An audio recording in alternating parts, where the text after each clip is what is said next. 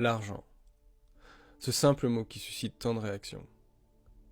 Pour beaucoup, il est tabou, diabolisé, ou considéré comme une source de tous les maux. Mais réfléchissons un instant à ce qu'il représente vraiment.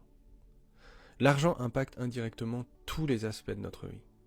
Il permet de se loger, de manger, de se soigner, de se vêtir, de voyager et de prendre soin des gens qu'on aime.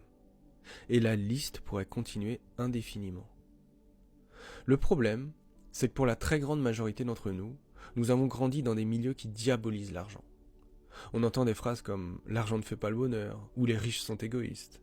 Pire encore, la plupart d'entre nous n'ont jamais reçu d'éducation financière.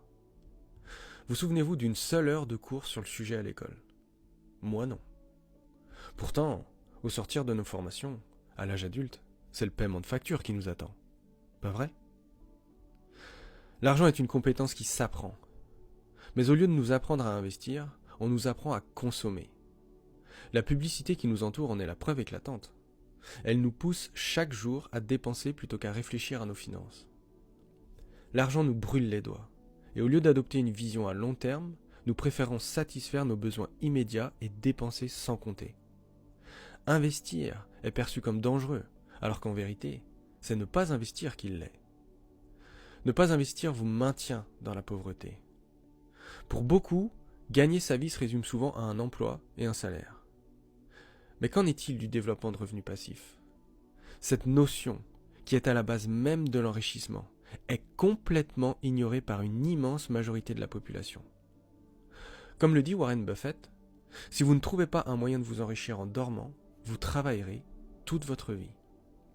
Et il suffit de regarder autour de soi pour comprendre. Les gens trouvent un travail, sont heureux ou satisfaits quelque temps, puis s'en lassent. On se remet à chercher sur LinkedIn ou ailleurs un autre job, et le cycle recommence sans fin jusqu'à la retraite. Avec sur le chemin tout son lot d'insatisfaction, de frustration et de maladie. Ce que beaucoup ne comprennent pas ou ne veulent pas comprendre, c'est qu'ils ont été enfermés dans un système depuis leur plus jeune âge. Un système qui ne veut pas les libérer, mais les assujettir. On leur a appris à échanger leur temps contre de l'argent, sans jamais réfléchir à comment créer des revenus qui travaillent pour eux. Il est temps de changer cette perception, sans quoi, à l'heure du bilan, l'addition aura uniquement le goût des regrets et de l'incompréhension, malgré toute une vie de labeur. L'argent n'est pas le problème, c'est le manque d'argent qui est un problème.